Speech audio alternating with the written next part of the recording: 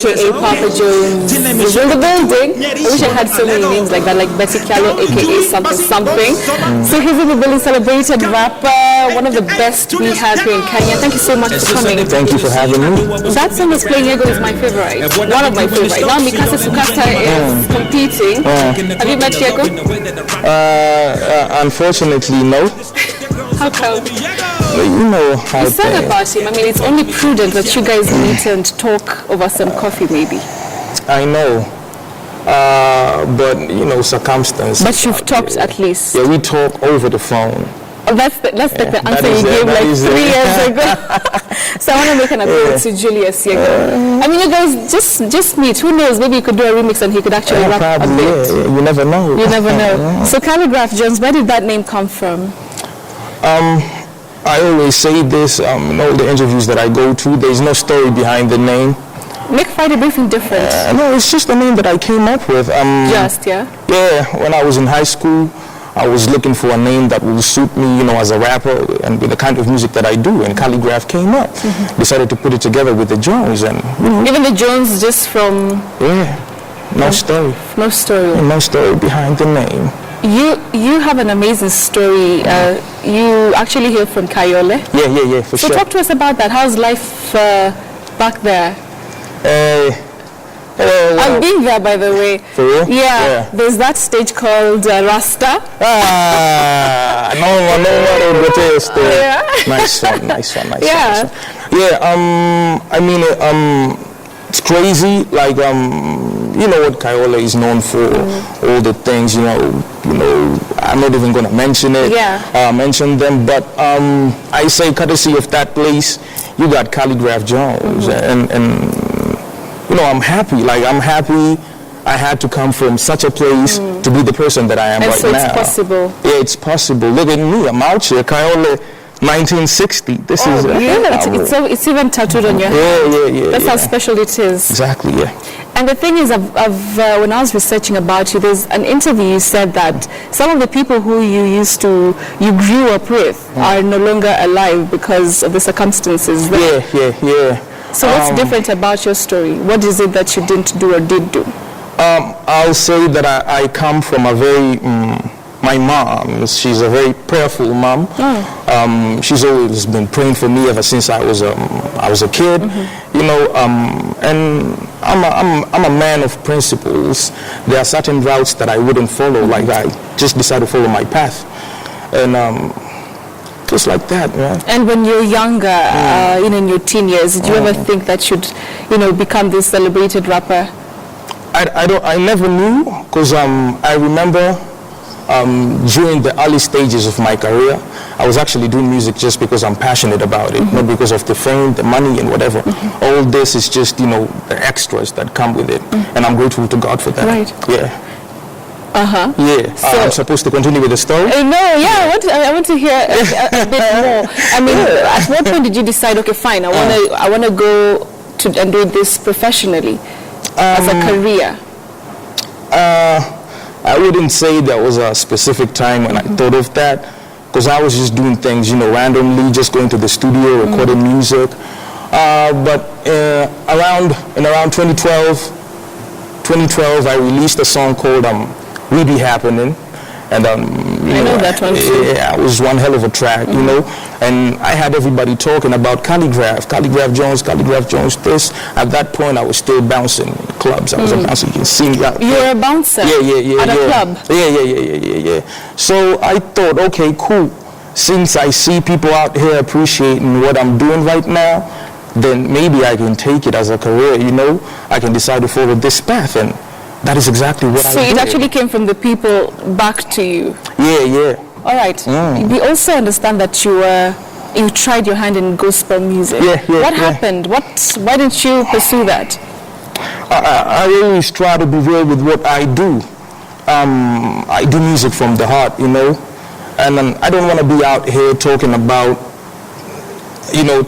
a certain life that I'm not leading. I want to do gospel music probably in a coming future, but not right now, because I'm not ready for that. So what are you ready for right now? What's your music all about right now? Saizi nikifika tu stage wanajua ni mazishi yani.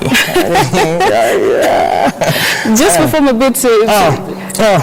Okay. What do I usually rap about? Okay, wadiba do hawanitishi, washatambua misi bahatishi, glory ya give it to Jehovah Nisi. Kanibariki na hizi mandishi, muzi chora katarakilishi, nina mafanya ni mpaka Kilifi. All right.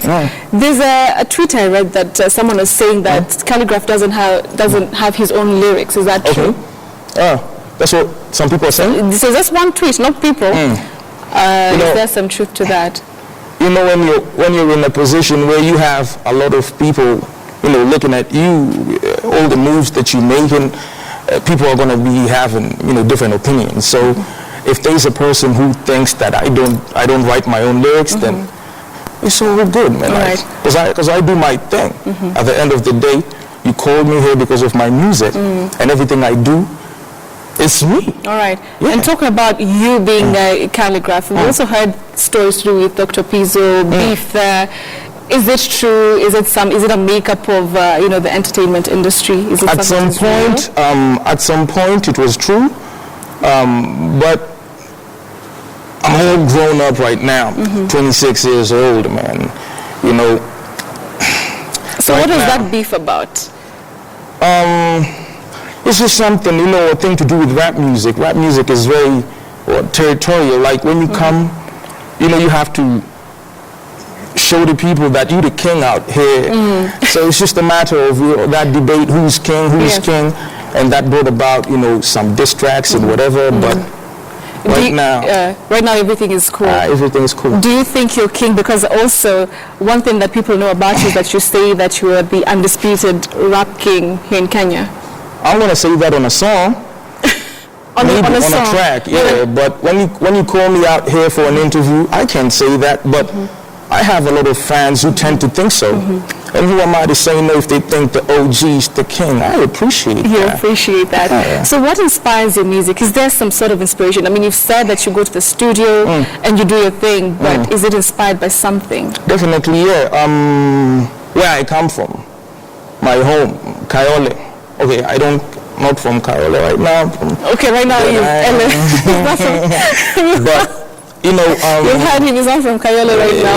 Why are you so quick to give us that differentiation? Out here, man, I have my people out there, they watching, and Staki Kusamati, I came from Kayole today when I didn't. And they won't be like, yo, Jones, you're out there lying, So I'm always real with the responses that I give, but my hood, my people, the people that look up to me, they inspire me to do what I do.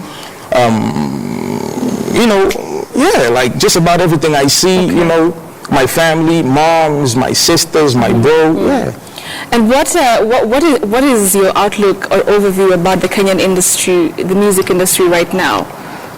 I think